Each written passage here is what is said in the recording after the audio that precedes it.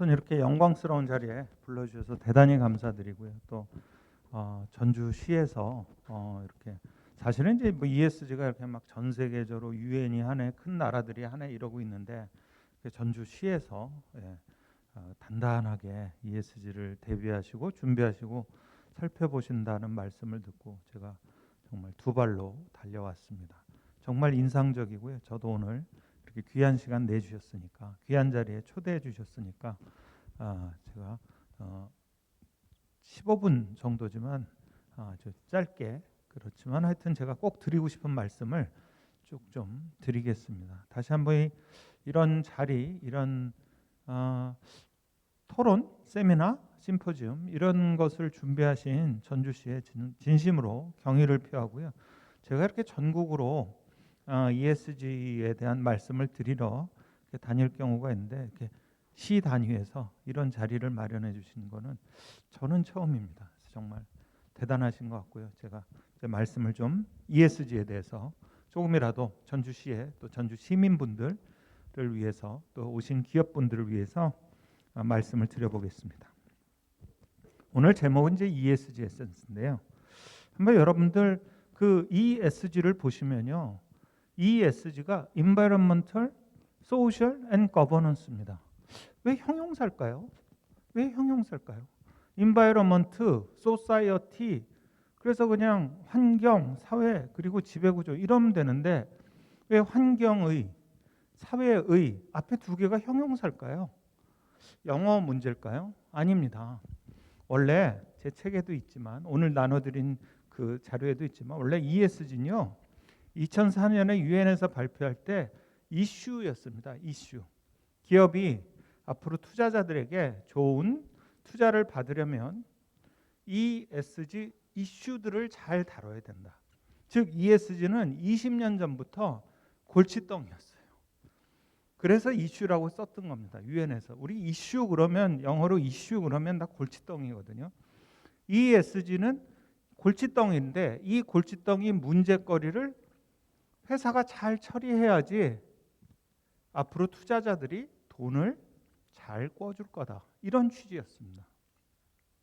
지금 ESG가 그 굉장히 어떤 도덕률 또는 굉장히 좋은 말씀, 선한 명령 이렇게 이해되고 있지만 원래 ESG가 나왔던 건요. 그게 아니고 그냥 회사가 여러 문제를 해결해 왔지만 그거는 주로 기업의 돈을 버는 문제였고 앞으로는 ESG를 잘 해결해야 된다. 이런 취지였습니다. 그래서 Environmental Issue, Social Issue, Governance Issue, 환경 문제, 사회 문제, 지배구조에 관한 문제를 잘 해결하라고 20년 전에 유엔에서 얘기를 한 거죠. 그럼 ESG는 뭔가? ESG는 뭘까? ESG는요. 기업한테 우등생만 되지 말고 모범생까지 되라는 겁니다. ESG는 아주 간단합니다. ESG는요. 우등생만 되지 말고 모범생까지 되라는 겁니다. 그동안 기업은요. 우등생만 됐으면 됐어요. 재무성과만 높으면 주주한테 많은 수익만 갖다 주면 그 우리 우등생이죠. 우등생만 되면 문제 없었어요. 그 기업들이 우등생으로 돈 잘 벌어갔고요. 그 돈 가지고 사회단체나 이렇게 기부하면서 나는 돈 벌게 좋은 일들은 사회단체가 하십시오. 이래 왔습니다. 그런데 우리가 공부만 잘하는 학생이 꼭 성공을 하라는 법이 없지 않습니까? 인성이 좋아야죠. 근데 저 학교 다닐 때 보면 우등생이 꼭 모범생이지는 않았어요. 또 모범생이 꼭 우등생이지도 않았고요. 되게 모범적인데 공부 잘 못했고요. 공부 잘하는데 인성이 틀려서 뭐 공부만 잘했든 그래서 우리가 흔히 학교 우등생이 사회 우등생 못 된다 이런 게 그 괴리 때문이죠. 근데 이제 ESG는 기업에게 돈 잘 버는 건 기본이고 모범생까지 되라. 우등생인데 모범생이 안 된다? 그러면 투자자들이 돈을 안 대주겠다. 이렇게 얘기를 한 거죠. 근데 사실 사회공헌 같은 경우도요. 기업이 쭉 해왔어요. 해왔는데 왜 ESG는 이렇게 기업들이 할 수밖에 없느냐. 돈 든 사람들, 투자자들이 ESG 안 하면 돈을 가져가거나 안 빌려주거나 투자를 안 하니까 그렇죠. 우리가 ESG 그러면 그 ESG의 아버지라는 사람이 블랙락이라는 전 세계에서 정말 큰 회사 자산운용사의 회장이거든요. 그 블랙락이라는 데가 움직이는 돈이 1경원입니다. 1경원. 우리나라 연간 GDP가 2천조 원이거든요. 그러니까 숫자로 보면 우리나라 5개를 움직이는 그런 정말 대단히 돈이 많은 사람이 기업들에게 얘기하는 거예요. ESG를 안 하면, 즉 우등생 플러스 모범생이 안 되면 앞으로 우리는 투자를 안 하겠다. 이러다 보니까 전 세계 기업들이 긴장을 하게 된 겁니다.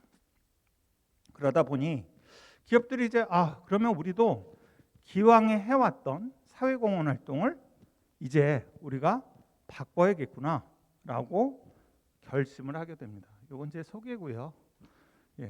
그럼 기업은 어떻게 이제 사회공헌 활동을 바꿔야 됐을까? 이 나눠드린 자료하고 조금 다릅니다. 그 자료는 그냥 참고하시고요. 오히려 이 화면을 보시고 그냥 이렇게 편안하게 이해하시면 좋을 것 같습니다. 우리나라 기업이 2020년에 한 200개 기업이 한 기업당 140억씩 사회공헌 비용을 썼습니다. 엄청나죠. 그래서 총 2조 6천억을 썼습니다. 그런데 왜 아무도 기억을 못할까요? 여기 계신 분들 중에 이 회사 140억 써서 사회공헌 정말 잘했다 하는 회사 기억나는 데가 있으시는가요? 없으실 거예요. 이런 기사가 오죽하면 떴겠습니까? 자, ESG는 어떤 회사가 잘하냐면요. 이 가로축이 기업의 이익이고 세로축이 사회적 이익이에요. 자, 기업의 이익만 아주 높은 회사는 이기적 회사입니다. 그런 회사는 기존의 우등생이에요. 그 다음에 사회적 이익만 높은 회사는 우리가 흔히 얘기하는 착한 회사입니다. 그런데 ESG가 바라는 회사는요, 기업의 이익도 높고 사회적 이익도 높은 스마트한 회사, 똑똑한 회사를 원하는 겁니다. 똑똑한 회사. 우등생이면서 모범생인 회사, 둘 다 잘하는 이런 회사를 원하는 겁니다.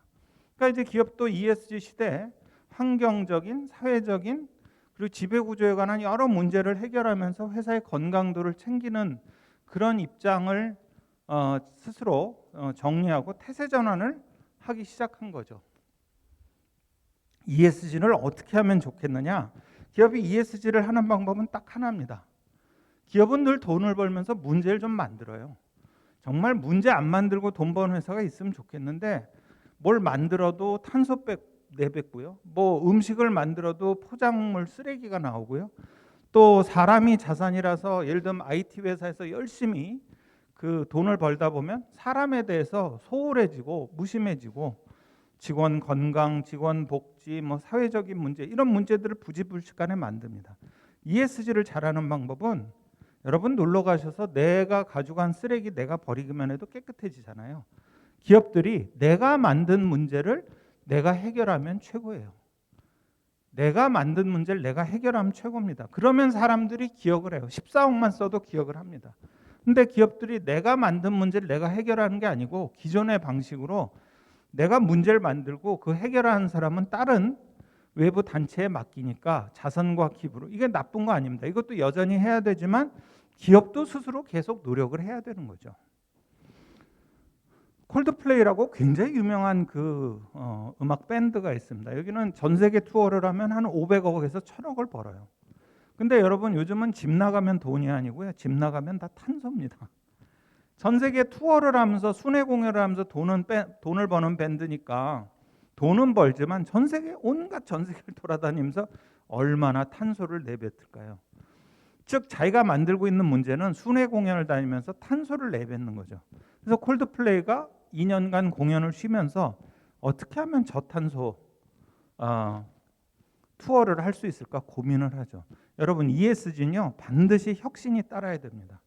기존에 하던 방식으로는 ESG가 되지 않아요. 왜냐하면 우등생이자 모범생이 되는 새로운 문법이기 때문에 회사가 만든, 기업이 만든, 조직이 만든 문제를 풀려면 혁신적이어야 됩니다. 콜드플레이는요 이런 혁신들을 했습니다. 우리가 맨날 다니면서 전기 많이 쓰고 이렇게 문제를 만드니까 오케이 그 공연 무대 바닥을요 태양광 패널로 만들어요. 그래서 그 태양광에 쬐은 걸로 공연을 합니다. 전기를 끌어써서. 또 이렇게 음악이 신나서 팬들이 춤을 추잖아요. 그럼 그 바닥에 운동 에너지를 전기로 바꿉니다. 그리고 무대 앞에 이렇게 헬스클럽 가면 있는 자전거를 쭉 세워서 신이 나면 팬들이 그 자전거를 막 돌리면 거기서 또 에너지가 나오는 거예요. 최대한 우리 공연은 우리가 만든 에너지로 하자. 이렇게 전기 끌어오지 말고 우리 공연은 우리가 이 안에서 해결하자고 하는 거죠. 그 다음에 이제 장비 같은 거 많이 나르잖아요. 전 세계 다니면. 근데 콜드플레이는 최대한 현지 장비를 쓰고 우리 장비 옮기는 비행기도 바이오 연료를 쓰도록 하자. ESG는 사실 대단한 게 아닙니다. 제가 아까 이런 자리를 마련하신 전주시에 제가 진심으로 경의를 표하는 게 막 ESG라 해서 뭐 지구를 바꾸는 게 아니거든요. 이런 자리부터 시작해서 차근차근 가시는 게 아닌가 싶습니다. 이 콜드플레이는요, 우리 그 음악 공연 가면 신나서 형광봉 흔들잖아요. 이거 다 회수해가지고 소독해서 다시 쓰고요. 정말 별거 아닌 듯한데 큰 문제죠. 색종이 있죠. 음악 신나면 나오는 색종이, 그게 다 재생 분해되는 색종이에요. 참 별거 아닌데 별거죠. 이렇게 ESG는 자기 조직, 자기 기업, 내가 만들고 있는 문제를 내가 해결하면 됩니다. 하이네켄 예 한번 볼까요? 하이네켄은 그럼 또 어떻게 변신했을까? 여러분, 맥주 회사가 맥주 팔면서 만드는 사회적 문제가 뭐가 있을까요? 개인적으로 술 많이 먹으면 건강에 해치겠죠. 또 뭐가 있을까요? 가정 폭력 뭐 이런 것도 있을 수 있죠. 술의 부작용. 근데 제가 생각할 때 가장 나쁜 문제는 음주운전이에요. 음주운전.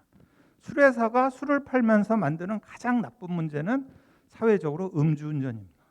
하이네켄은 책임 있는 음주 캠페인이라는 걸 벌립니다. 2015년에 광고를 하나 올렸더니 소비자들이 아니 이거 음주운전 조장하는 거 아니에요? 해서 광고를 내렸어요. 하이네켄은 충격을 받고 우리는 그러면 앞으로 책임지는 음주 이런 캠페인을 벌리자. 그래서 세계적인 그 자동차 경주 챔피언을 써서 막 광고도 하고요. 그런데 ESG는 늘 실행을 해야 되거든요. 그러다 보니까 하이네켄이 고민을 했습니다. 우리가 술 파는 회사지만 술을 좀 덜 팔아야겠다. 음주운전을 막기 위해서 어떻게 하면 좋을까? 그래서 생각한 게 조사를 해봤어요. 왜 사람들은 음주운전을 할까? 그랬더니 사람들은 원래 운전하려는 사람이 자기가 처음부터 차 키 들고 술 먹으려고 오지는 않는다는 거죠. 그런데 와서 주문을 받을 때 주변의 권유 때문에 술을 먹게 된다. 한 잔만 하라고 주변 사람들 한 잔만 하세요. 한 잔만 하세요. 그러니까 처음에 한 잔 하다가 두 잔, 세 잔 되는 거죠. 하이네켄은 술집을 뜯어 고쳤어요. 그래서 술 먹을 사람과 술 안 먹을 사람이 딱 구분을 해가지고 친구지만 같이 왔어요. 저쪽 테이블에 앉으세요. 그런데 술 드실 분 여기 가서 맥주 받아가세요. 술 안 드실 분 이쪽 복도로 돌아가서 무알콜 음료 주문해서 가세요. 맥주병 똑같이 생겼어요. 그럼 맨 끝에 테이블 가서 만나면 자 거기서 불편하게 나 혼자 콜라요 사이다요 이럴 필요 없고 분위기도 안 깨고 나는 똑같이 생긴 맥주병 하이네켄 맥주병 들고 가고 운전할 사람 안 할 사람은 맘 놓고 하이네켄 맥주병 들고 또 둘이서 건배하면서 기분 좋게 먹는 거죠. 분위기로 먹는 거죠. 그래서 이렇게 영국에 있는 한 10개 바를 하이네켄이 다 바꿨고요. 그 다음에 술집들 할 때 스티커도 나눠줘서 이거 색깔 변하면 술 그만 드셔야 됩니다. 라고 스티커도 나눠줬습니다. 자, 콜드플레이는요. 색종이도 막 바꾸고 이 무대 에너지도 바꾸고 이러면서 그런 노력들을 했습니다. 자기가 만들고 있는 문제를 해결한 거죠. 하이네켄은 우리가 술 팔면서 만든 문제가 음주운전이니까 우리가 만들고 있는 문제를 해결하자. 그래서 운전할 사람들한테는 술을 안 팝니다. 다 좋아요. 여기까지는 다 모범적인데 제가 아까 우등생이자 모범생이라고 그랬잖아요. 콜드플레이는 저탄소 투어 한다니까 MZ세대 소비자들이 더욱더 열광해서 팬이 더 많아졌고요. 하이네켄은 하이네켄 0.0이라는 무알콜 음료를 만들어서 잘 팔리고 있어요. 사회의 문제도 해결하고 그리고 회사도 사업 기회를 찾는 것. 그게 똑똑한 기업들이 하는 겁니다. 이게 이제 하이네켄 0.0이라는 음료입니다. 여러분 세답 쪽배기란 말 들어보셨나요? 남의 빨래를 할 때요. 최대한 손보다 맨발로 내가 꽉꽉 눌러주면 빨래가 깨끗이 됩니다. 그러면 빨래도 깨끗해지고 뭐도 깨끗해질까요? 네, 발 뒤꿈치도 깨끗해진다는 뜻입니다. ESG는 이런 겁니다. 회사가 사회 문제도 해결하고 회사의 문제 또는 회사의 사업 기회도 함께 해결하고 찾는 것입니다. 세답족백 같은 것이 바로 ESG입니다. 다시 한번 이렇게 귀한 자리 불러주신 전주시 국장님께도 깊이 감사드리고요. 제가 두 가지 말씀드렸습니다. ESG는 우등생이 모범생까지 되는 거다. ESG를 하는 가장 좋은 방법은 회사가 만들고 있는 문제를 먼저 스스로 해결하는 것이다. 그러면서 동시에 사업 기회를 찾는 것이다. 그러면 이해관계자들이 다 자본이 돼서 이해관계자 자본주의가 되고 높은 평판을 얻고 또 이런 혁신적인 기술로 회사의 기술력도 올라갈 것이다. 예, 제 말씀은 여기까지 마치고요. 귀한 시간 내주셔서 감사합니다.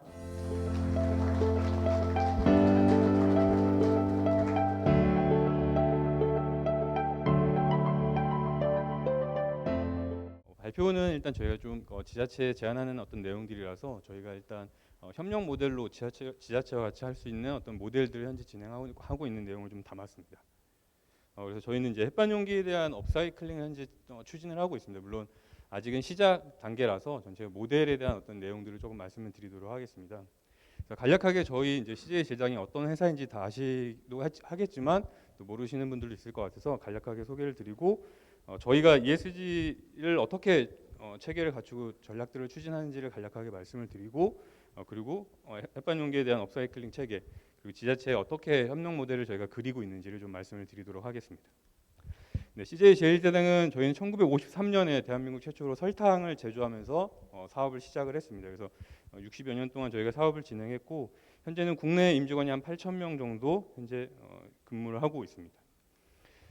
CJ 제일제당은 크게 식품 사업과 바이오 사업으로 나눠져 있습니다. 그래서 식품 사업은 다 아시는 것 같이 이제 백설, 다시다, 햇반 뭐 이런 브랜드들을 가공식품들을 저희가 생산을 하고 있고 현재는 이제 K컬처를 담아서 이제 K푸드를 글로벌화하는 데 있어서 해외 수출을 좀 많이 늘려 나가고 있습니다. 저희는 또 바이오 사업을 하고 있습니다. 그래서 발효 정제 기술을 가지고 있어서 저희가 식품 첨가제나 사료 첨가제를 생산하는 바이오 사업들을 진행을 하고 있고 최근에는 이제 마이크로바이옴 의약품 레드바이오 쪽도 저희가 사업을 신규로 진출을 해서 사업을 영위하고 있습니다. 네, 저희 지속가능 경영 전략 체계는 저희가 이제 작년을 지속가능 경영의 원년으로 저희가 선언을 하고 이런 거버넌스를 먼저 구축을 하고 전략 체계들을 좀 수립을 했습니다. 그래서 저희는 이사회 산하에 지속가능경영위원회가 있고요. 그래서 사회이사 4분과 대표이사 1인에서 5인으로 구성되어 있고 위원장은 사회이사분이 맡고 계십니다. 그래서 최고 의사결정기구로 지속가능경영위원회가 있고 그 위원회에 저희가 이제 안건들을 상정하는 그 지속가능경영 협의체를 대표이사 주관으로 저희가 가지고 있고 많은 이 유관 부서들과 함께 이 협의체들로 구성이 되어 있습니다. 그리고 전사에서 저희가 ESG 센터가 그 전체를 이제 총괄하고 전담을 하는 부서로 있고 일부 이제 실무 조직들과 유기적으로 저희가 아젠다들을 발굴하고 의사결정 체계의 전략들을 좀 보고하는 이런 형태의 업무들을 진행을 하고 있습니다. 그래서 저희는 일단 저희가 그 자연으로부터 얻은 그 식품들을 소비자 식탁으로 올리는 그런 가공식품들을 생산을 하고 있고요. 그래서 이것들을 다시 소비자 식탁에서 다시 자연으로 되돌리는 이런 네이처 투 네이처 선순환 사이클을 만들겠다는 것이 저희의 이제 ESG 전략이기도 합니다.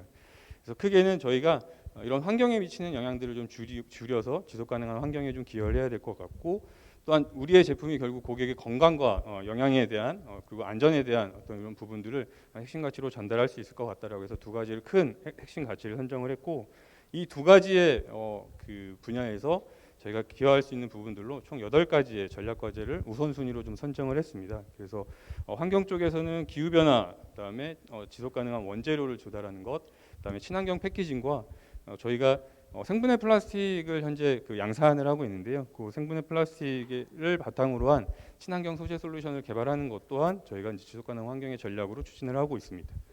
그 외에 이제 건강과 안전과 관련해서도 인권 리스크도 일단 최소화하고 조직 내 이제 다양성 DEI에 존중하는 이런 문화들을 좀 구축해서 우리의 제품들이 우리 또 고객들의 이런 다양성을 증진하는 데 있어서 기여할 수 있도록 저희가 좀 전략을 추진을 하고 있고 그다음에 건강과 영양을 증진하는 것, 그리고 이런 공급망과 함께 ESG는 결국 기업 혼자서는 모든 것을 다 할 수 없기 때문에 저희가 이제 공급망과 함께 지속 가능한 공급망을 저희의 전략 과제로 추진을 하고 있습니다.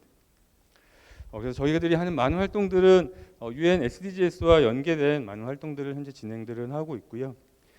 저희가 작년 12월에 이제 기후 변화 대응과 관련해서 탄소 중립을 선언을 했습니다. 그래서 탄소 중립뿐만 아니라 결국 폐기물, 매립 폐기물에 대한 이슈들이 계속 불거지고 있어서 저희도 사업장에서의 폐기물들을 제로화하는 노력들을 하겠다. 그래서 2050년 탄소 중립 및 제로 웨이스트 비즈니스 기반을 구축하겠다는 목표를 선언을 했고, 일단 저희가 2030년 중간의 목표로는 사업장에서 배출하는 온실가스 배출량을 25% 정도 줄이고, 또 저희의 제품으로 고객의 온실가스를 또 25% 정도를 줄이는 데 기여할 것이고요.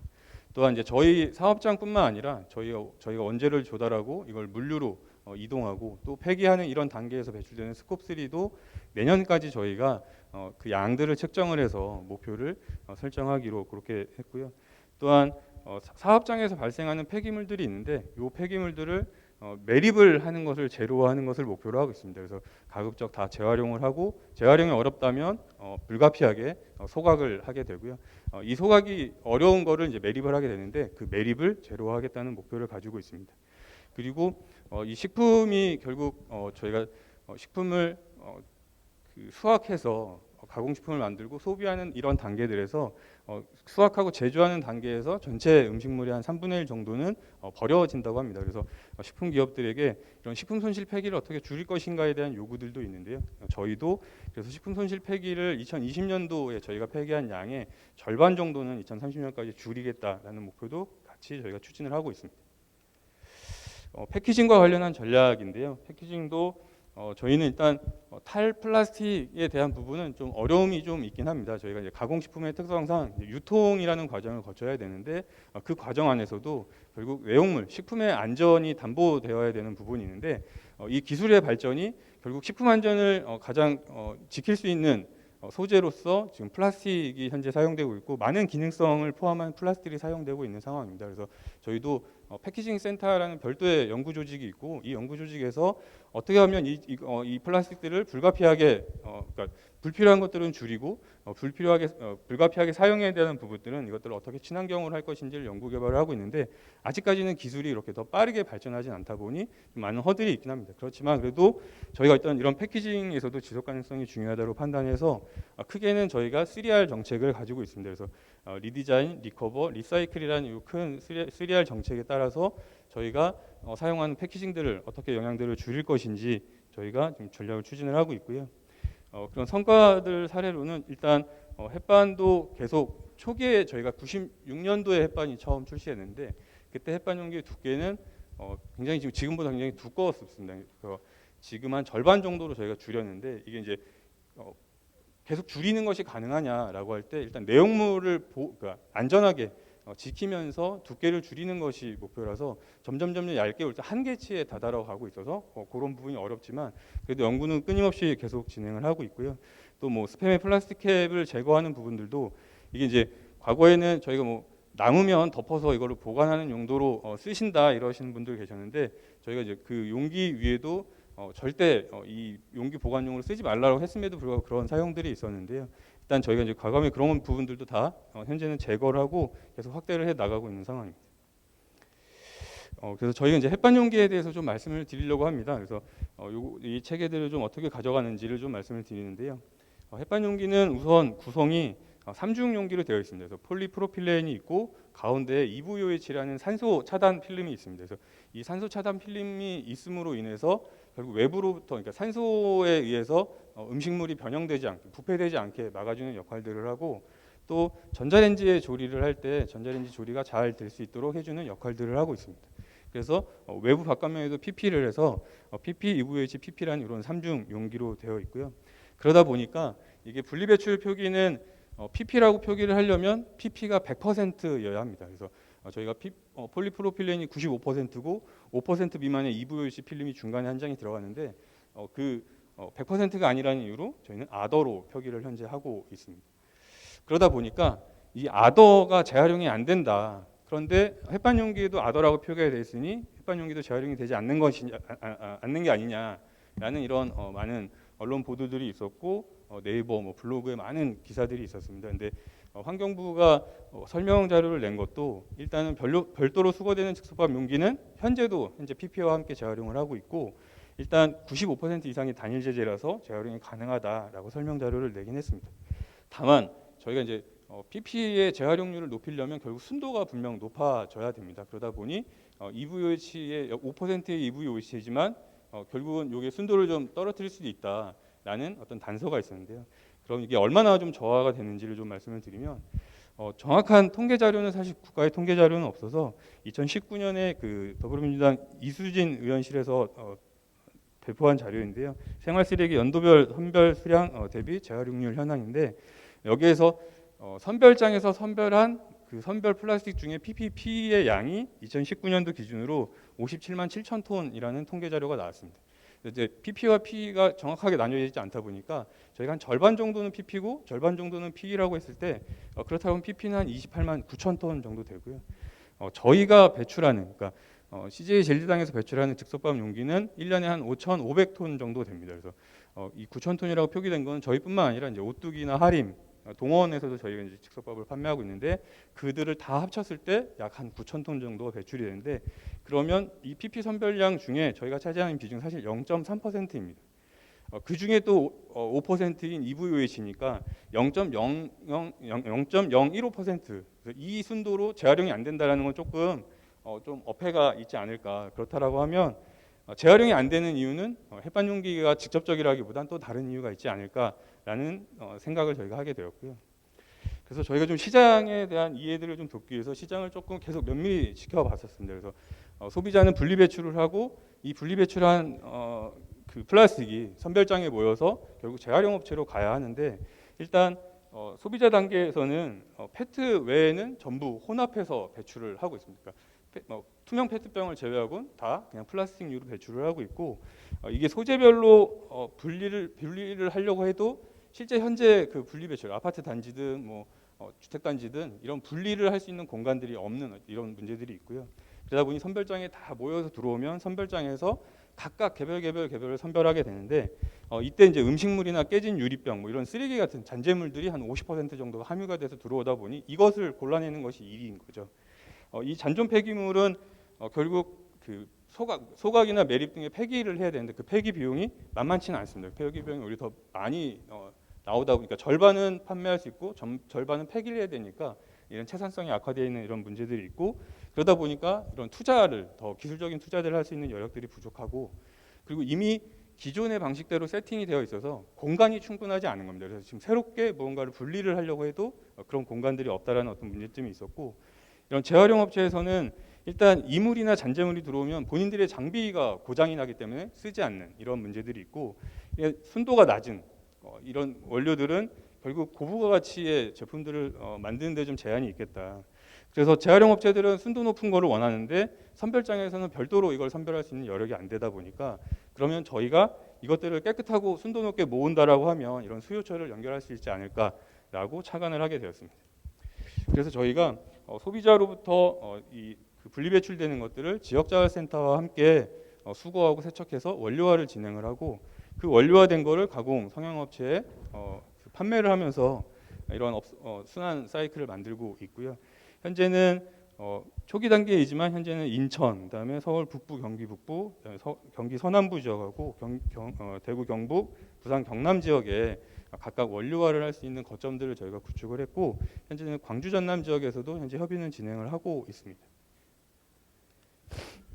처음에는 저희가 그래서 임직원의 회수를 먼저 진행을 했었습니다. 그래서 저희 제1재단과 ENM, 프레시웨이 임직원들이 이렇게 회수함을 설치해서 저희가 자발적으로 지금 회수를 하고 있고 초기에는 결국 저희가 테스트를 하려고 해도 이 시장에서 원료를 구할 수가 없었습니다. 그래서 물론 저희가 공장 내에서 이 햇반 용기를 만들고 나면 남는 짜투리들이 있는데 그 짜투리들로는 얼마든지 저희가 지금 적용을 하고 있고 그 짜투리 용기는 다시 햇반 용기에도 적용을 하고 있습니다. 근데 이제 저희는 판매를 하고 난 다음에 회수된 판매 후 회수 원료에 대해서 테스트를 하고 싶었는데 실제 그거를 이제 구할 수가 없다 보니 저희가 임직원을 통해서 이것들을 모아서 테스트를 하는 과정들을 가져가고요. 물론 이제 저희가 아까 사업장 내에서 발생했던 용기를 만들고 남은 짜투리는 저희 용기에 다시 쓴다라고 말씀을 드렸는데 현재까지는 이제 법적으로는 저희가 판매 후에 다시 회수한 원료는 식품 접촉면에는 현재 재활용을 쓸 수가 없습니다. 그래서 저희가 다시 저희 용기에 쓰는 건 어렵고 대신 저희가 가져다가 이것들을 업사이클링해서 다른 쪽에서 쓸 수 있게끔 기여할 수 있는 원료화를 하는 것이 중요하겠다라고 판단을 했던 거였고요. 그래서 뭐 지금 작은 단계이긴 하지만 요 이 천연 가습기인데요. 요 위에 부직포가 물을 빠르게 흡수해서 빠르게 증발을 시키면서 그 실내 온도를 조절하는 그래서 전기의 도움 없이 천연으로 하는 가습기인데 요 물바지를 저희가 햇반 용기로 성형을 해서 만든 햇반 용기 16개를 가지고서 만들었고요. 이런 것들을 가지고 저희가 이제 활용을 하면서 재활용이 안 된다라는 오해들을 좀 털어내가고 있습니다. 그래서 저희가 임직원을 하고 난 다음에 어느 정도 이제 갖춰졌다라고 생각이 들어서 일단 소비자를 대상으로 지금 그 캠페인들을 진행을 하고 있습니다. 그래서 먼저 저희가 자사몰에서 온라인몰에서 이제 구매하시는 고객들이 대용량으로 구매하면 그 구매 박스에 회수의 QR 코드가 회수 신청할 수 있는 QR 코드가 인쇄되어 있어서 20개 이상을 모아서 QR 코드로 반품 신청을 하면 대한통운에서 수거를 해서 저희가 지역자활센터에 가져다 주는 그런 형태의 지금 캠페인을 진행을 하고 있고 이런 것들을 많이 알리기 위해서 현재 저희가 가지고 있는 뭐 인스타그램에서 이벤트를 진행하고 있는 이런 행사들도 진행을 하고 있고요. 이렇게 지역자활센터랑 저희가 이제 회수 원료화를 지원하고 있는 건 일단 그 파쇄기가 없는 그러니까 기존에 이제 아이스팩을 수거하는 사업들을 지역자활센터에서 많이들 하고 계셨고 그러다 보니 이미 세척에 대한 인프라는 가지고 있었고요. 지역자활센터의 특징은 결국 이 지역자활센터에서 근로를 하신 분들은 정규 노동시장에 들어갈 수 있는 노동력을 갖고 계시지 않습니다. 그래서 단순한 업무를 반복적인 업무들을 하시는 그런 업무들을 꾸준히 할 수 있는 게 가장 중요한데 이런 그 아이스팩을 수거하는 세척하는 사업들이 굉장히 고부가 가치의 노동력이 필요한 건 아니라서 그 자활에서 하고 계신 거에 저희가 햇반 용기를 얻는다고 하면 그 트랙 안에서 햇반 용기를 정말 수작업으로 깨끗하게 씻을 수 있겠다라는 걸 착안을 했고 다만 여기에 이제 그 파쇄기나 이런 그 원료화를 할 수 있는 그런 여건이 안 되다 보니 저희가 그런 파쇄기들을 지원하면서 원료화를 할 수 있게 지원을 하고 있고요.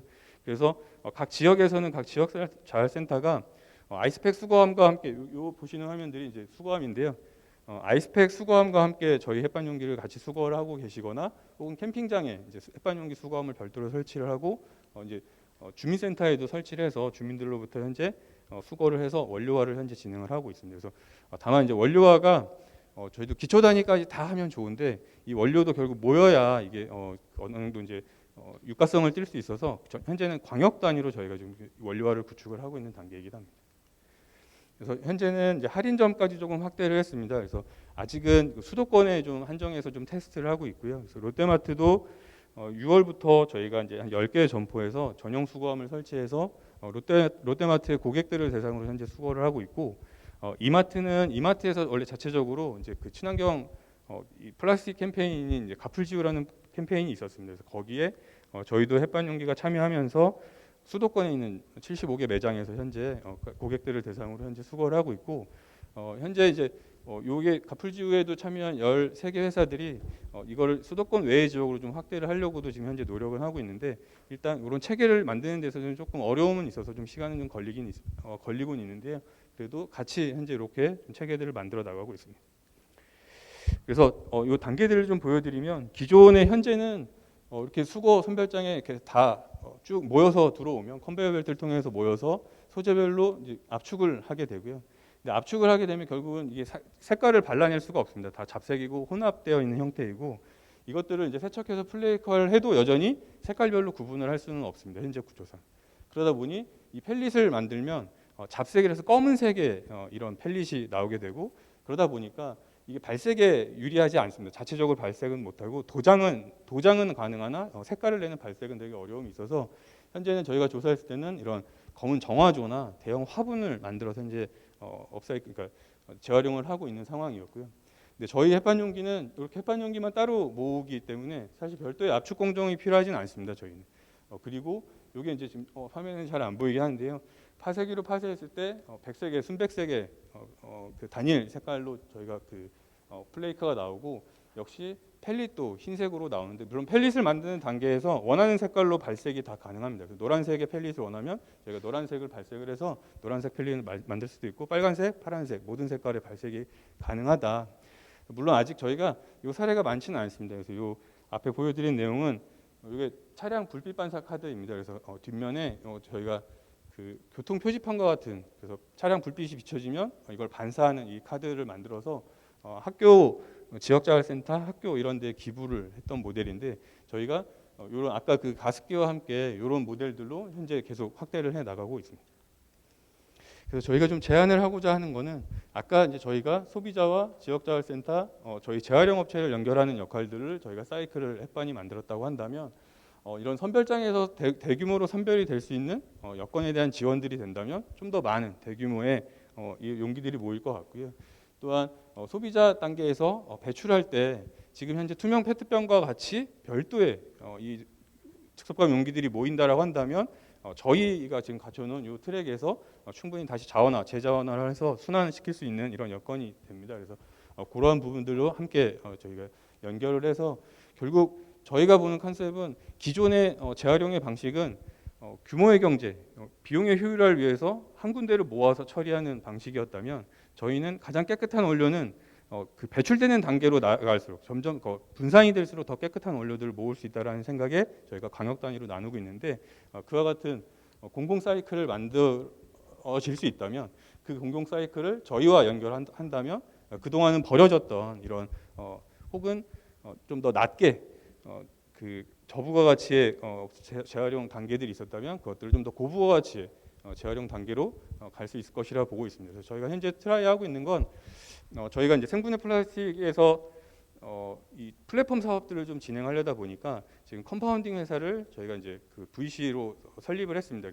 그래서 그 회사에서 햇반 용기도 어쨌든 원료화를 해서 결국에는 가장 많이 쓰는 저희가 자동차의 내외장재에 이 플라스틱이 들어갈 수 있는 것들을 조금 트라이를 현재 하고 있는데 물론 시간은 오래 걸릴 것 같습니다. 다만 충분히 원료들이 모인다면 가전제품이든 차량이든 저희가 이제 용기들이 다양하게 이제 쓰여질 수 있는 곳이 분명 있을 것이다라고 보고 있습니다.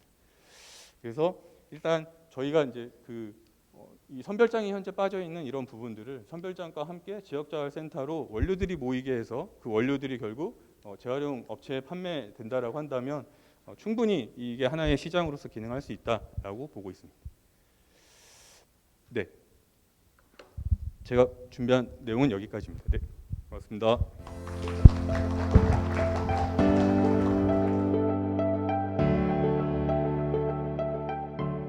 네, 먼저 이런 귀중한 자리에서 저희 공공기관인 한국국토정보공사에게 발표의 기회를 주셔서 감사드립니다. 그리고 저는 이제 저희 공사가 전주로 이전을 2013년 11월에 이사를 했는데요. 지금까지 이제 저희가 뭐 올해 전까지만 해도 저희가 이제 사회가치부여가지고 저희가 이제 사회가치 쪽으로만 치중을 하다가 여러분도 아시다시피 이제 공공기관이 왜 ESG를 해야 된다는 거에 대해서는 여러분들이 뭐 여러 매스컴이나 이런 데 통해서 많이 들으셨을 겁니다.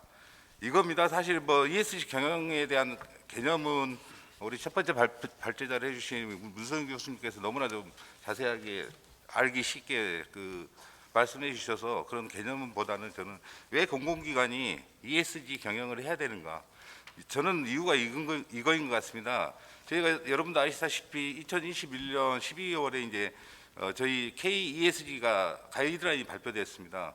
이 가이드라인이 발표되면서 공공기관은 이제 ESG 경영이 선택이 아닌 이제 필수가 된 겁니다.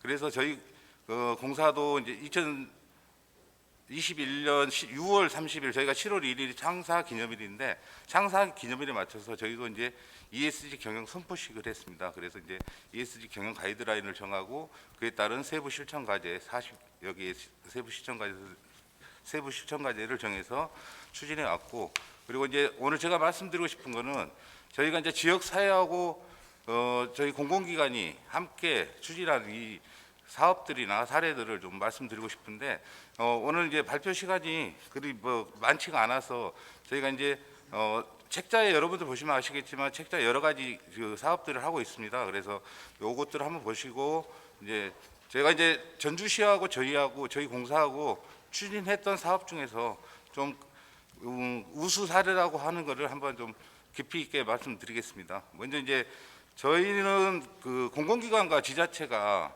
함께 발전할 수 있는 게 함께 발전하려면 서로 머리를 맞대고 고민하고 소통해야지만이 좋은 아이디어가 나오고 그에 따른 사업이 개발이 될 수 있는 겁니다. 그래서 저희는 이제 상생발전 포럼이라든가 이런 여러 가지 소통의 창구를 많이 마련하고 있습니다. 거기에서 적극적으로 참여하고 있고, 그다음에 이제 저희가 이제 거기에서 사업이 개발된 사업들을 실질적으로 저희가 추진하는데 지자체나 여러 공공기관, 유관기관들이 협력해서 지금 사업들을 많이 추진하고 있습니다. 그래서 저희 소통 창구로는 LX 상생발전 포럼이라든가 그다음에 전북 사회가치 네트워크, 그다음에 이제 상생발전 신문협의회가 있는데, 이제 상생협의회 같은 경우에는 부기관장들이 13개 기관의 부기관장들이 참석을 하고 계십니다. 뭐 지자체뿐만 아니라 공공기관, 유관기관, 그다음에 대학까지 해서 이렇게 여러 공공기관이나 기타 기관들이 이렇게 머리를 맞대고 고민하고 현안 사항들을 공유하면서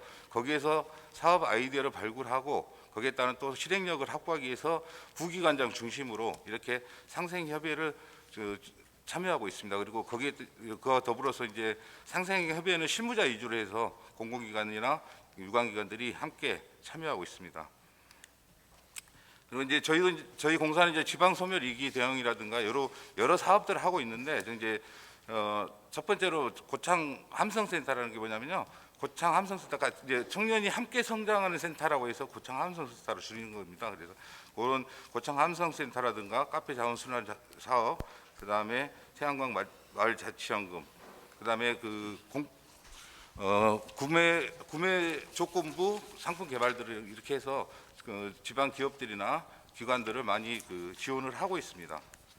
다음으로는 저희도 이제 환경에도 좀 심혈을 많이 기울이고 있습니다. 그래서 저희가 이제 저희 공사, 여러분들도 이제 신문이나 뭐 스포츠 이런 신문들에 많이 뉴스 매스컴에 보셨을지 모르겠지만은 저희 공사가 사이클 선수단이 있습니다. 그래서 지금 현재 국가대표가 4분이 계시는데 그 사이클 팀을 자원을 활용해서 저희가 이제 유망 선수들 사이클 교육을 시킨다든가, 그다음에 자활사업단에 메카닉 코치를 활용해서 자활사업단 올해도 이제 준비를 하고 있는데요. 자활사업단 여러분들을 모시고 자전거 수리 교육을 시켜서, 또 이분들은 자전거 수리 교육을 받으신 분들은 또 지역 주민을 위해서 1년에 한 번씩 이렇게 해서 자전거 수리도 해드리고 지역 주민들을 위해서, 그 다음에 그뿐만 아니라 자전거 기부 챌린지라든가 출퇴근 챌린지 등을 통해서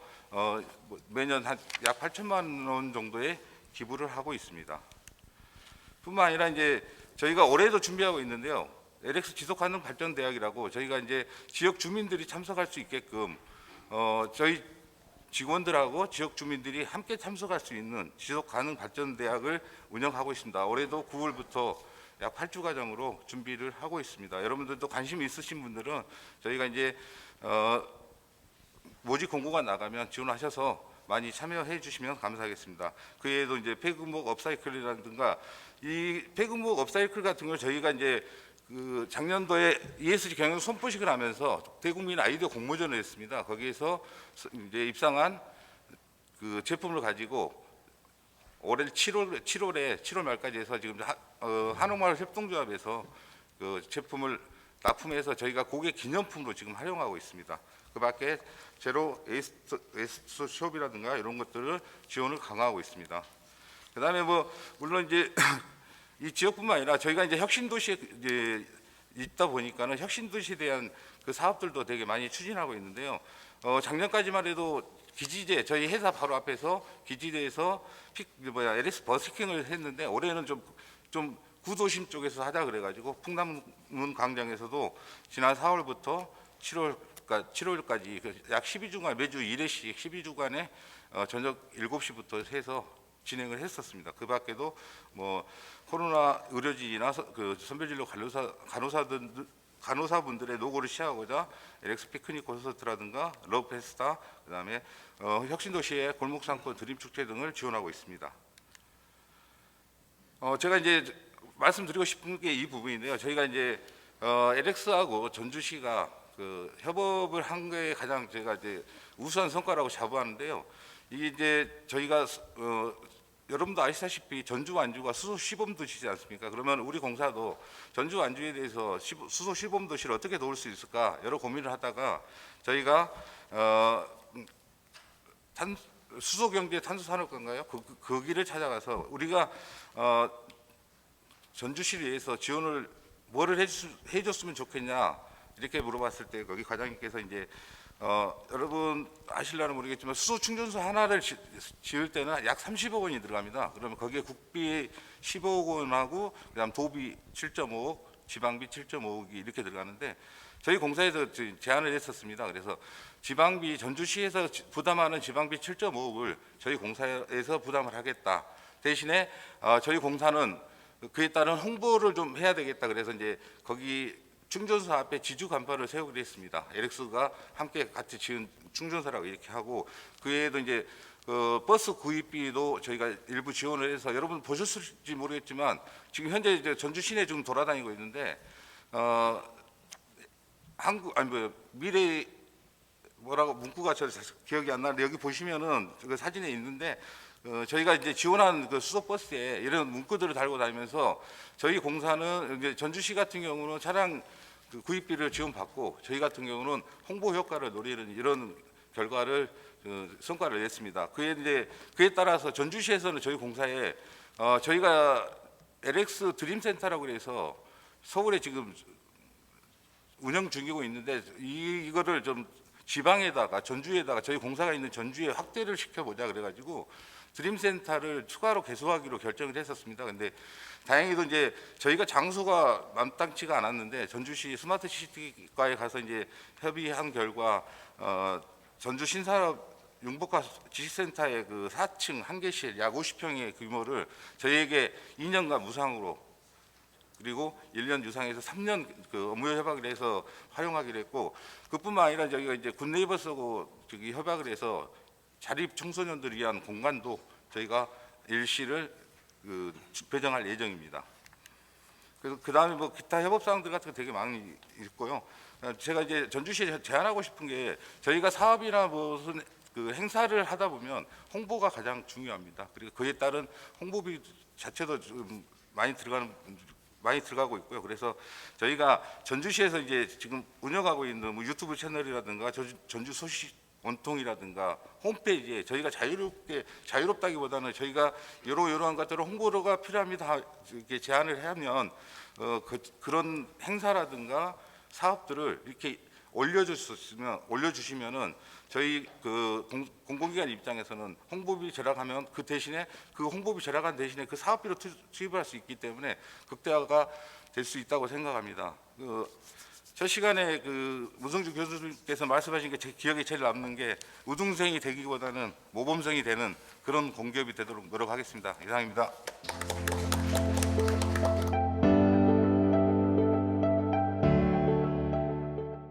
네, 안녕하세요. 전주시 중소기업인 연합회 사무총장 민병준입니다.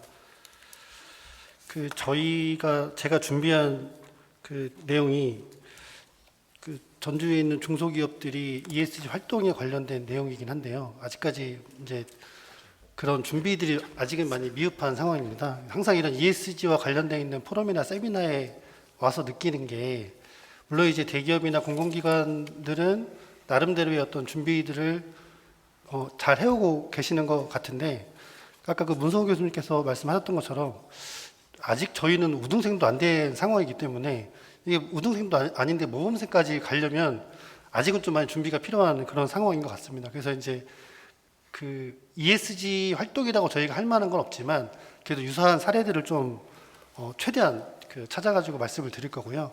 마지막으로는 그 전주시에 소지하고 있는 기업들이 어떻게 하면 좀 더 ESG 활동과 관련되어 있는 것을 할 수 있을까에 대한 내용으로 말씀드리도록 하겠습니다.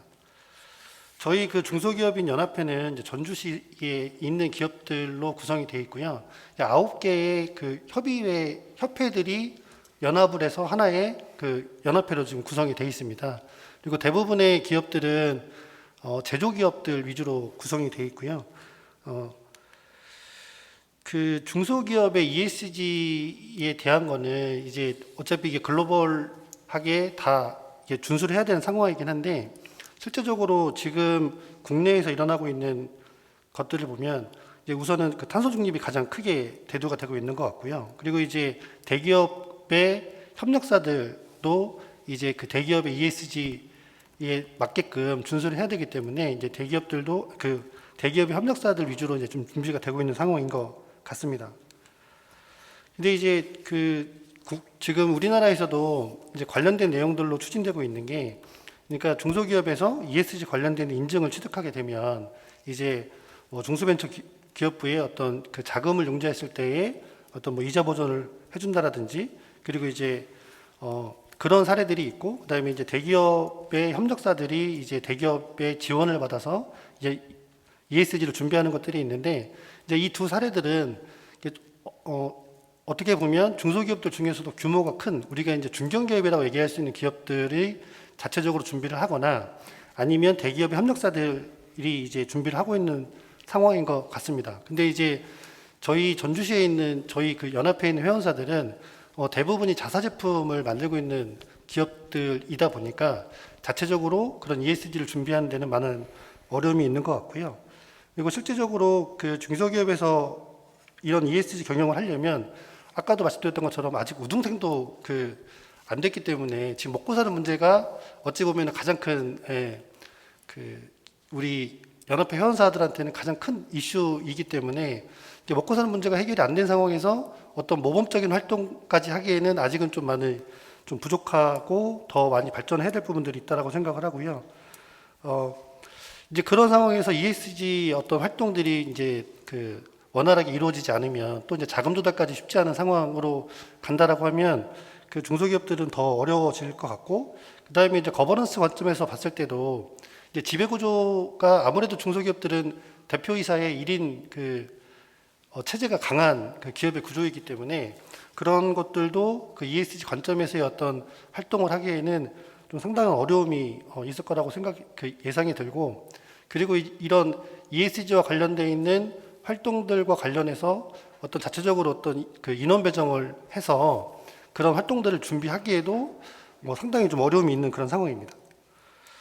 저희 연합회가 뭐 그나마 좀 이제 지역 주민들과 같이 했던 활동으로 이제 저희 연합회 회원사들의 그 제품 박람회를 이제 전주역 앞에 마중길에서 2019년도에 해서 지역 주민들이 많이 또 참석해 주셔가지고 좀 성황리에 했던 사례가 있었고요.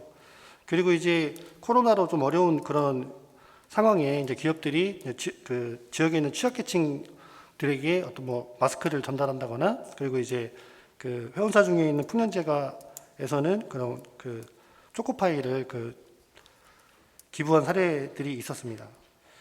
그리고 이제 그 코로나에 되게 어려운 시기에 전주시에서 이제 코로나 극복을 위한 해고 없는 도시를 전국 최초로 선언을 했었고요. 저희 연합회도 그 전주시가 하고 있는 이러한 활동에 적극적으로 참여하고 어렵지만 그 직원분들과 같이 함께 이겨 나가겠다라는 그 협약을 했고, 실제적으로 많이 좀 어려운 상황에서도 직원분들을 감원하거나 하기보다는 좀 더 이렇게 뭐 휴직이라든지 좀 이렇게 그런 형태대로 좀 극복한 사례들이 있습니다.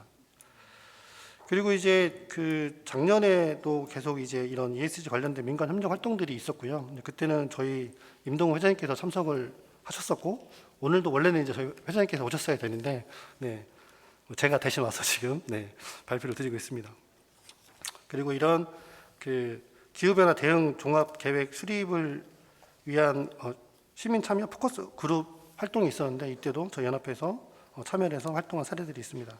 그리고 이제 코로나 때 그런 뭐 산업 단지 내에 그런 소독의 날을 통해 가지고 좀 더 코로나에 대응하기 위한 그런 활동들도 전주시와 함께 같이 활동들을 했던 사례들이 있습니다. 이렇게 뭐 간략하게 저희가 뭐 이런 것들이 ESG 관련 활동이라고 보기는 좀 어렵지만 그나마 저희가 그 연합회에 있는 회원사들이 지역과 같이 했던 활동들을 좀 말씀을 드렸고요. 그러면은 우리 회원사들이 또는 전주시에 있는 기업들이 그런 ESG 활동을 준비하기 위해서 좀 어떤 것들이 있으면 좋을까라고 이제 제가 좀 생각을 했었는데, 우선 전주시가 갖고 있는 가장 큰 문제점이 이제 전주시가 땅이 없어요. 그러니까 그 기업들이 입주할 그 공간이 지금 많이 부족하고, 더더군다나 이제 창업을 해서 이제 기업이 성장을 하면 좀 더 넓은 부지가 필요한 상황이거든요.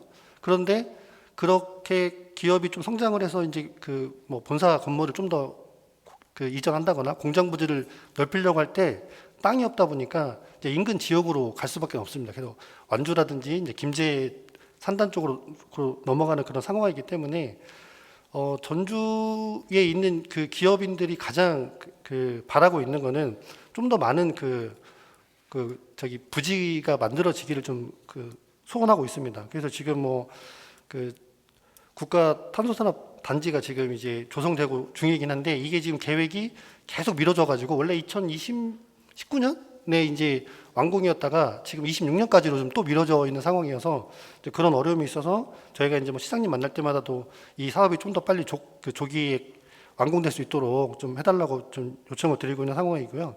그리고 이제 평면적으로 공간 확보가 어려우면 좀 건물을 높이 지어 가지고 좀 그런 기업들이 많이 입주할 수 있는 공간들이 만들어질 수 있으면 좋겠다라고 이제 해서, 이거는 좀 민간에서 하기 좀 어려운 부분이라 저희가 이제 시에다가 요청을 드리는 내용이고요.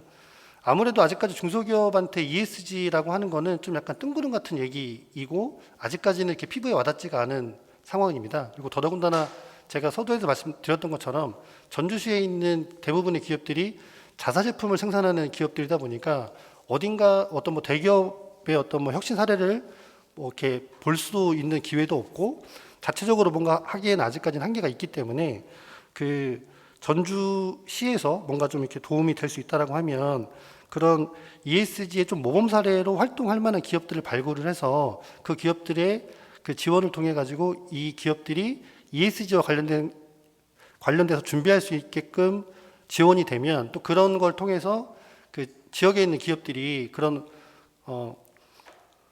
이런 선도 기업들을 방문을 통해 가지고 좀 더 우리도 어떻게 하면 될 수 있겠는지에 대한 그런 모범 사례를 좀 배울 수 있다라고 하면, 아무래도 우리가 학습할 때 가장 좋은 게 먼저 잘하는 사람들 따라 배우는 게 가장 빠르잖아요. 네, 그렇게 할 수 있으면 좋겠다고 생각을 하고요. 그 다음에 이제 이런 ESG와 좀 ESG 활동들이 잘 되려면 기업에서 일어나고 있는 활동들이 뭔가 측정이 되고 그것들이 이제 모니터링이 돼야 되는데, 그러려면 요즘 이제 또 하나의 화두인 디지털 전환과 관련되어 있는 준비들이 많이 이루어져야 됩니다. 근데 이제 아직 전주에 있는 기업들 중에 디지털 전환에 대한 준비가 제대로 돼 있는 기업은 제가 알기로는 없는 상황이거든요. 그래서 ESG 선도 기업과 마찬가지로 디지털 전환을 통해서 좀 ESG의 준비를 좀 잘할 수 있도록 좀 그런 디지털 전환에 대한 좀 지원도 좀 많았으면 좋을 거라 생각을 하고, 이제 이게 디지털 전환이라고 하는 게 단순하게 어떤 시스템이 도입된다고 되는 건 아닌 것 같거든요. 그래서 그거와 필요한 어떤 직원의 교육이라든지 이게 어떤 기업의 문화로까지 확산이 돼야만 가능할 거라고 생각을 하고요. 그러니까 디지털 전환이 요즘 많이 화두이긴 한데, 이거를 단어를 제가 찾아봤더니 이렇게 표현이 돼 있더라고요. 그러니까 IT 기술을 활용해서 기존의 전통적인 구조에서 디지털의 구조로 전환하는 과정이라고 설명이 돼 있더라고요. 근데 제가 이 얘기를 들었을 때 이게 무슨 말인지 잘 모르겠더라고요. 그래서 이제 이거를 나름대로 많이 고민을 해서 어떻게 이 의미를 파악할 수 있을까 좀 고민을 해봤었습니다. 그리고 이제 아까 말씀드렸던 것처럼 디지털 전환이라는 거는 직원들의 어떤 역량이 디지털 전환과 맞게끔 변화가 돼야 되는 거고요. 그리고 이제 그러한 것들이 기업의 문화로까지 이게 정착이 돼야만 이런 ESG 활동까지도 잘 연계될 수 있지 않을까라고 생각이 들고요. 그래서 이제 디지털 전환에 대한 정의가 너무 모호해가지고 제가 나름대로 정의한 건 IT 기술을 활용해서 어떤 개인이나 조직이 갖고 있는 한계점들을 디지털 기술이 도입이 됨으로 해서 이제 어떤 뭐 시간이나 공간, 어떤 역량들에 대한 것들을 극복할 수 있는 환경이 된다라고 하면 이제 그런 걸 통해 가지고 그 개인이나 조직의 성과를 확산할 수 있는 모든 활동들이 디지털 전환이라고 좀 정의하면 맞지 않을까라고 좀 생각을 해봤고요. 그리고 이렇게 디지털 전환을 통해서 그동안에 갖고 있던 한계점들을 극복할 수 있다라고 하면 뭐 우리가 다 이렇게 아는 것처럼 이런 초사이언인 것 같은 좀 초능력을 갖게 될 수 있지 않을까라고 생각을 해서 이렇게 준비를 했고요. 그래서 ESG가 당연히 저희 중소기업도 준비해야 되는 상황이긴 하지만 이게 중소기업의 노력만으로는 좀 한계가 있다라고 생각을 하고 이제 이런 그 지역에 있는 기업들이 좀 더 경쟁력을 갖기 위해서는 그런 뭐 시의 뭐 지원이라든지 또는 그 이제 옆에 계신 이런 그 지역에 계신 공사에 또 이런 많은 지원도 있어야만 가능하다고 생각을 하고요. 정말로 그 미래를 예측하기 너무 어려운 그런 우리가 지금 시대에 살고 있는 것 같습니다. 이럴 때일수록 서로의 어떤 그 지식들이 모아져 가지고 이게 모아졌을 때 우리가 이런 어떤 불확실한 미래를 같이 준비해 나갈 수 있는 힘이 되지 않을까 생각이 듭니다. 이상으로 발표를 마치겠습니다. 네, 감사합니다.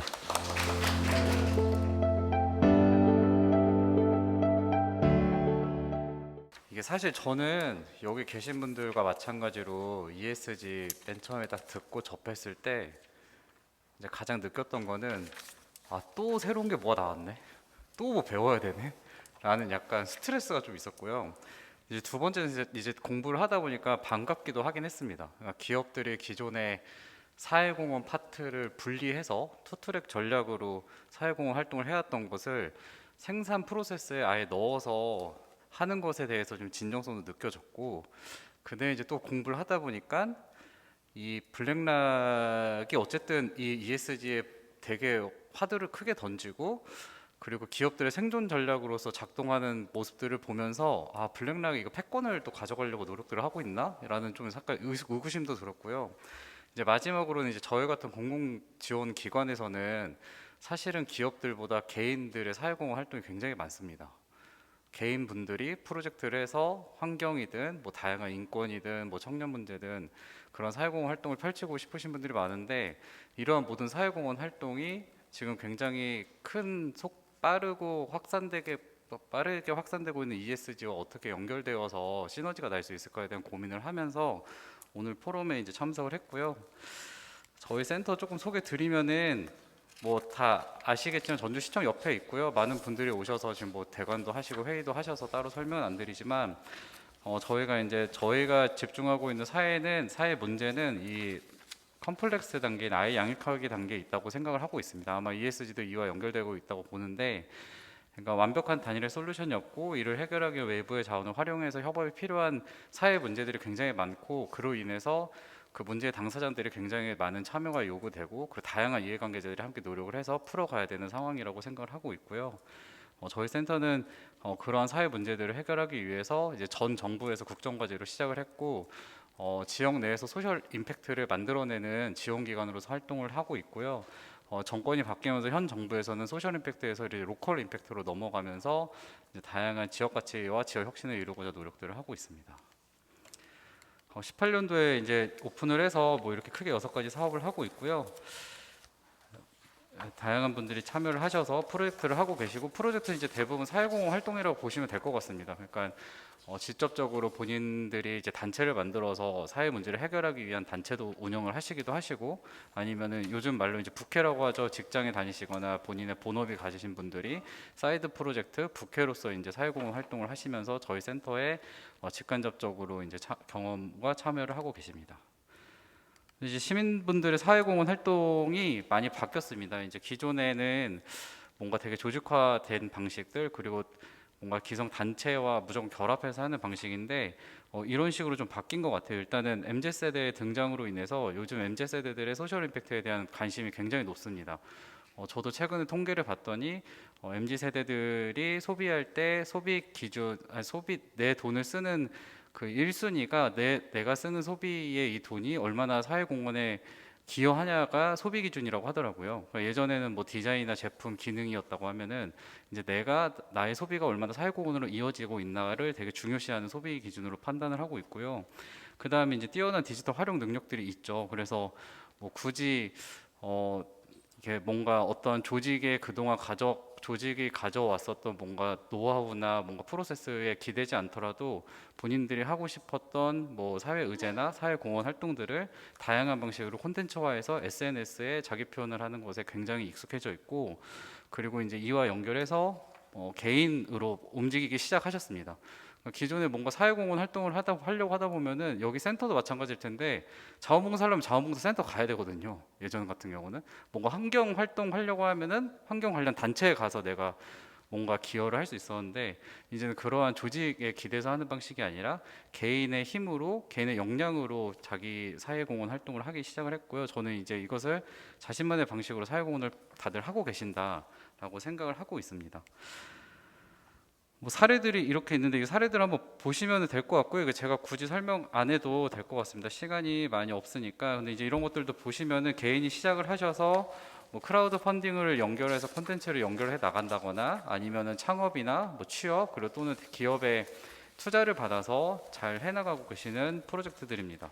네, 일자리 창출도 하고 계시고 환경 문제들도 다루고 계시고, 뭐 이런 유유주택, 유유 공간을 활용해서 뭐 환경 문제에도 기여하고 있는 프로젝트들이 다 지금 개인으로 시작한 프로젝트들이라서 한번 눈여겨 보시고, 그다음에 이제 마지막 제언은 어쨌든 여기 아까 이제 사무소장님께서도 말씀하셨지만 전주는 기업체 중에 소상공인 비율이 제가 알기로는 78%고요. 그리고 비영리 단체와 그리고 비영리 민간 단체, 뭐 비영리 조직들이 굉장히 많고 전국에서 세 번째로 그 비율이 많습니다. 그리고 그 중에서도 이제 개인으로 활동하시는 분들이 굉장히 많은데 이러한 분들을 좀 담을 수 있는 현재 대기업에 차용되고 있는 ESG 지표나 전략이 아니라 개인과 지역의 비영리 단체에 적합한 ESG 지표가 나와야지 ESG가 조금 더 지역사회에서 통용적으로 좀 활용될 수 있을 것 같다는 생각이 들고요. 그렇게 되면 이제 점처럼 흩어져 있는 사회공헌을 펼치는 개인과 비영리 조직들이 기업의 방향들과 좀 결합해서 더 큰 시너지들이 나지 않을까 생각을 하고 있습니다. 네, 이상 발표 마치겠습니다. 네, 고맙습니다.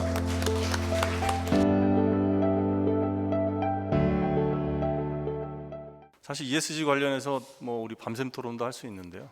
시간 제약 때문에 이제 종합 토론으로 좀 넘어가기 전에 우선 그 원민센터장이 말씀하셨던 그 MZ 세대들 그 사회 가치 활동들에서 굉장히 깊은 관심을 가지고 있고 ESG 경영에 대해서도 굉장히 많은 관심들을 가지고 있습니다. 특히 MZ 세대. 우리나라에 한 1,470만 명이 지금 MZ 세대라고 하고요. 우리나라 인구 분포로 보면 한 27.8%가 MZ 세대인데 전 세계적으로도 사실 60%가 아시아에 있습니다. MZ 세대가. 그래서 지금 전 세계 글로벌 기업들이 자꾸 아시아 쪽에 특히 한국에 집중을 하는 것도 그러한 이유 중에 하나일 것이고요. 그래서 이런 그 공공기관의 ESG 경영이라든지 민간의 ESG 경영이라든지 이거를 좀 확대된 그 ESG 행정, 그러니까 전주시의 ESG 행정 플랫폼을 구성하기 위해서 여기 오늘 5분 전문가들께서 오셨는데 마지막으로 우리 그 귀한 자리를 해주셨는데 우리 문 대표님께서 ESG 전주시가 ESG 행정 플랫폼을 구성하기 위해서 실천적으로 할 수 있는 전략적 제안을 한번 말씀해 주신다면 고맙겠습니다. 네, 다시 한번 이렇게 귀한 자리에 불러주셔서 감사드리고요. 사실 전주는 제가 오늘 진짜 뭐 좋아서 내려오고 싶어서 내려왔고 점심도 맛있게 먹었고 또 이렇게 좋은 분들도 뵙고 좋은 말씀도 드리고 올라갑니다.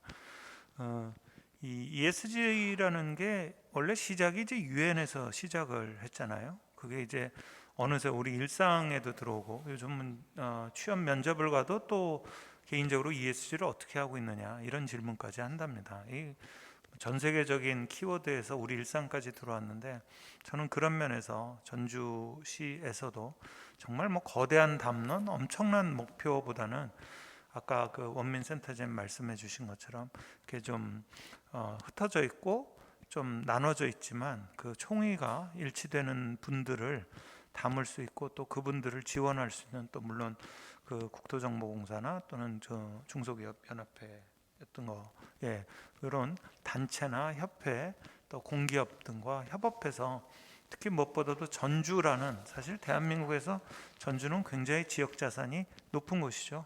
그래서 이 전주라는 이 높은 지역 자산 속에서 ESG가 정말 각계 격발해가면서 차근차근 이렇게 퍼져갔으면 좋겠습니다. 그래서 저는 ESG는 뭐 앞으로 ASG, BSG 얼마든지 바뀔 수 있고요. 또 지금 E에 치중돼 있지만 S나 G도, 특히 S도 많이 부상될 것 같고요. 그러니까 일단 그 가치는 우리가 이해를 했으니까 그 가치에 맞춰서 차근차근 뚜벅뚜벅 가는 게 좋을 것 같습니다. 원래 ESG가 이제 지속가능 발전의 어떤 그 모태를 둔 것인데, 지속가능 발전이라는 게 말 그대로 지속가능하게 뚜벅뚜벅 차박차박 가는 거라고 생각합니다. 그래서 지속성을 확보한 전주시만의 플랫폼, 그리고 전주의 지역 자산을 활용한 그런 선의의 여러 가지 활동들이 많이 일어났으면 좋겠습니다. 저도 여러 군데 가서 전주시 오늘 제가 다녀온 것도 많이 홍보하겠습니다. 이상입니다. 네, 감사합니다. 박수로 좀 맞습니다. 전주시의 지역 자산을 ESG와 연결시켜서 최대한 활용하는 그런 전략적 지원 말씀을 해주셨고요. 저희가 시간이 지금 뭐 예정대로 지금 이 시간까지 하기로 했는데 나머지 분들이 좀 남으셔서 말씀을 좀 더 듣는 시간을 좀 갖도록 하겠습니다. 10분에서 20분 정도 더 좀 길어지더라도. 그리고 우리 그 문 대표님께서도 다른 일정이 있으셔서 중간에 좀 자리를 비우시더라도 양해 말씀 좀 부탁드리겠습니다. 그리고 다음으로 우리 그 CJ 부장님께서 발표를 해주셨는데, 그 내용 중에 지금 그 우리 그 전주시 중소기업연합회 그 사무총장님께서도 말씀하셨던 부분인데요. 중소 중견 기업들이 대기업에 납품을 하는데, 이 대기업들은 나름대로 ESG 경영을 잘 하고 있단 말이죠. 근데 그러면 이 지역에 전주시에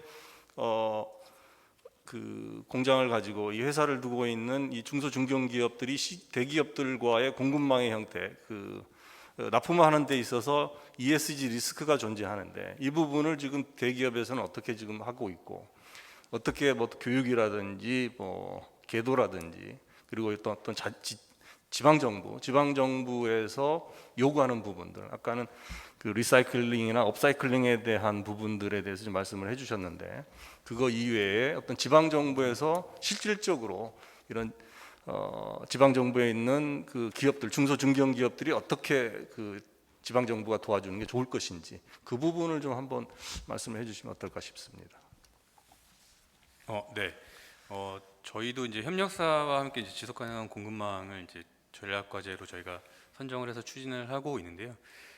이게 이제 글로벌에서의 공급망의 어떤 스탠다드와 국내의 좀 특수성이 좀 다른 면이 분명히 있습니다. 그래서 국내는 계속 이제 동반성장이라는 아젠다로 저희가 공정거래협약, 그다음에 이제 그 동반성장 지수 평가, 이렇게 해서 공급망과의 이런 관계에 있어서 지원을 하도록 되어 있는데, 국내는 약간 이제 저희도 이제 허들이 이게 공급망에 대한 지원을 하게 되면 공급망을 평가를 할 때 어쨌든 경영 정보들을 바탕으로 평가를 하게 됩니다. 그러다 보니 경영 정보를 저희가 요구를 하거나 할 수 있는 제도적인 여건이 되어 있지 않다 보니까 사실 요구를 할 수 없는 상황들도 있고요. 그렇다고 이게 이제 그 평가를 하는 어떤 외부의 그 신뢰 있는 기관들이 있어서 그 기관을 저희가 위탁을 해서 저희 공급망을 평가할 수 있는 이런 시스템이 현재 국내에는 있지는 않습니다. 그러다 보니 낮은 단계에서 어쨌든 그 협력사들이 자가 셀프로 그 체크를 할 수 있는 셀프 리스트를 좀 만들면서 스스로 자가 진단을 하고 문제가 있다면 이제 개선을 하는데, 대기업에서도 저희도 마찬가지지만 어떤 그 지원을 스스로 하는 게 아니라 같이 할 수 있는 것들을 어떻게 할 수 있을지 좀 만드는데, 아직은 물론 추상적이고 이렇게 구체화되어 있지는 않지만 저희도 결국 저희 제품이 해외로 나갈 때 같이 협력사들이 준비가 되지 않으면 저희도 그 리스크들 때문에 나가기 굉장히 어려움이 있습니다. 그래서 그런 부분 함께 하려 하고 있고, 일단 뭐 말씀드린 대로 어쨌든 그 과거에 이제 그 대기업에서 어떤 정보들을 요구하는 것이 뭐 기업 정보를 빼가려고 하는 것이 아니냐라는 오해가 있다면, 지금은 그런 측면보다는 어쨌든 그 협력사에서의 리스크가 있는지를 진단하는 것이 가장 큰 이슈이긴 합니다. 가령 뭐 인권이다, 뭐 환경이다 그런다면 안전사고, 뭐 그다음에 인권 분야에 있어서도 그런 인권 침해 사례들이 있다면 그게 이제 저희 제품에도 다 미치는 거라서 그런 것들을 어떻게 스크리닝할 건지를 좀 준비를 하는데 분명 이제 여건이 아직은 쉽지는 않은 부분이 있는 것 같고요. 그리고 이제 두 번째로 이제 지방 정부에 대한 그 지원 요 부분을 말씀해 주셨는데 사실 ESG 평가는 기업들은 이게 이제 네거티브 스크리닝 방식이라고 보시면 될 것 같습니다. 투자자들은 기업이 갖고 있는 비재무 정보로 스스로가 어떤 그런 리스크를 갖고 있는지를 평가해서 설명을 해라라는 형태로 지금 이제 변화되고 있는데요. 중소기업들은 네거티브로 스크리닝을 하기가 굉장히 어려울 수도 있고 또 그 여건이 안 될 수 있습니다. 그래서 지방 정부가 이것들을 포지티브 방식으로 좀 더 잘 인센티브를 주고 격려를 할 수 있는 방안이 더 효과적일 거라고 보고 있고요. 물론 그런 측면에서 저희도 협력사를 네거티브 스크리닝을 하겠다는 것은 아니고 포지티브 방식으로 저희가 함께하는 이런 형태로 진행을 하는 것들을 좀 고민을 하고 있습니다. 네, 감사합니다. 고종우 부장님 다시 한번 박수 좀 부탁드리고요. 포지티브 모니터링을 통한 인센티브 지원 부분들도 우리가 한번 생각을 해볼 필요가 있겠고요. 전주시에서도 지금 공공기관 우리 발표해주신 우리 이 팀장님께서도 제가 이제 궁금한 부분이 중소 중견기업들이 공공기관에 조달을 함에 있어서 ESG 기업들을 우선적으로 채택을 하는지, 그걸 이제 단계적으로 지금 시작을 하고 있는지, 그런 부분들도 좀 한번 궁금하고요. 그래서 이제 전주시에 기반을 두고 있는 중소 중견기업들이 어떻게 준비를 했으면 좋겠는지 그런 부분들도 좀 간략하게 말씀을 해주시면 좋을 것 같습니다. 네, 일단은 뭐 계약 체결이나 이런 부분에서는 저희가 준비를 해왔었고요. ESG 경영을 하는 기업에는 인센티브 주는 방안을 지금 법이 아니 뭐 사규라든가 이런 걸 계약 규정이라든가 요구에 반영을 시키려고 지금 추진하고 있는 상황이고요. 그리고 또 저희가 이제 지난 8월 18일 날 기재부에서 한번 공공기관 개편 방안에 대해서 한번 발표한 게 있습니다. 그 중에 이제 하나가 중소기업 ESG 경영 지원을 확대해라 이런 부분이 있습니다. 그래서 저희 부서 내 자체적으로 회의 결과 이제 일단은 저희 직원들부터 내재화를 많이 시키고 ESG 경영에 대한 전문 지식을 습득하고 또 자격 취득이라든가 이런 부분들을 준비해서 중소기업의 ESG 경영을 지원한다든가 또 정말로 이제 방금 전에 발표해 주신 문정우 대표님 같은 이런 분들, 교수님 같은 분들 저희가 이렇게 컨설팅이나 경영 지원에 대해서 지원할 계획을 지금 준비하고 있습니다. 예, 이상입니다. 고맙습니다.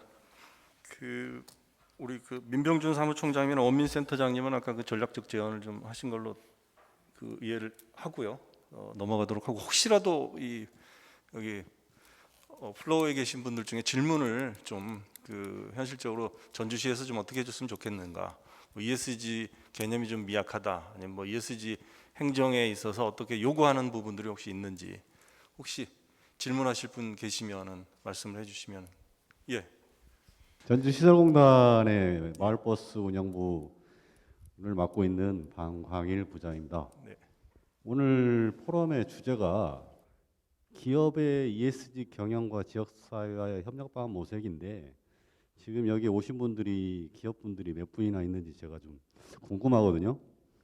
지금 이제 주제 자체가 이제 기업들이 어떻게 ESG 경영을 할 것인가 그런 부분도 분명히 있는데 기업의 참석자분들이 많이 없으신 것 같아요.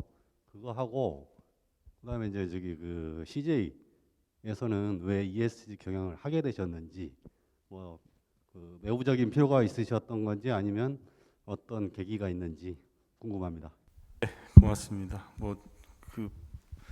ESG 개념을 좀 어렵게 생각하셔서 좀 그런 부분들도 좀 있고 그래서 좀 그런 것 같습니다. 네, 우선 하여튼 우리 좀 한번 말씀해 주시죠, 부장님.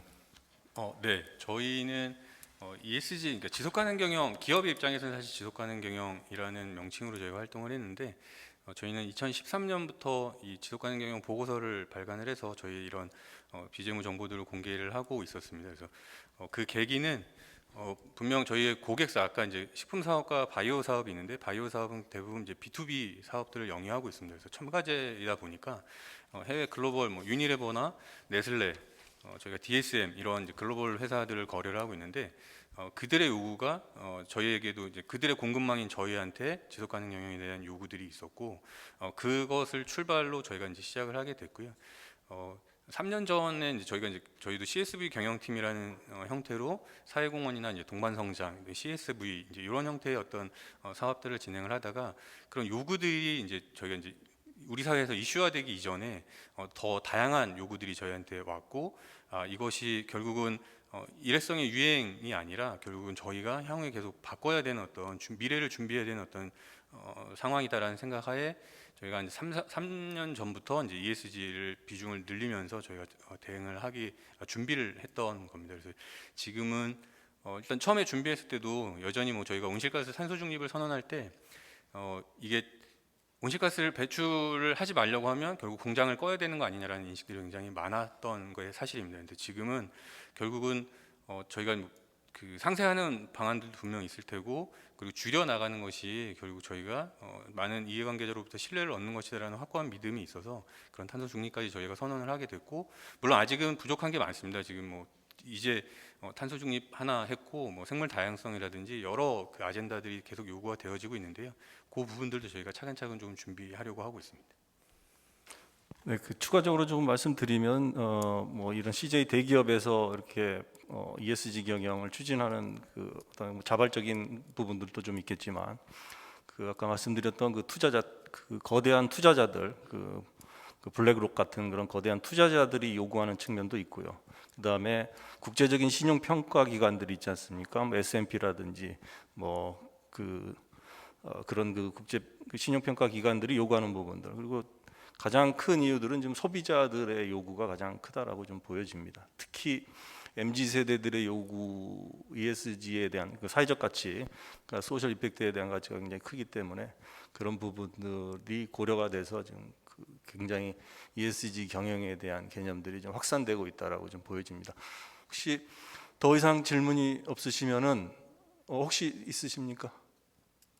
없으시면 저희가 예정된 시간을 이렇게 마치도록 하겠습니다. 그래서 오늘 5분, 2분의 발제자들 그리고 세 분의 토론자분들 모시고 좋은 의견들 경취했습니다. 그리고 전주시에서 이렇게 또 ESG 행정을 위한 그 좋은 자리 마련해 주셔서 감사드리고요. 소셜 공작소 관계자분들 너무 감사드립니다. 그리고 여기 참석하신 분들 너무 감사드립니다. 고맙습니다. 이상으로 마치겠습니다.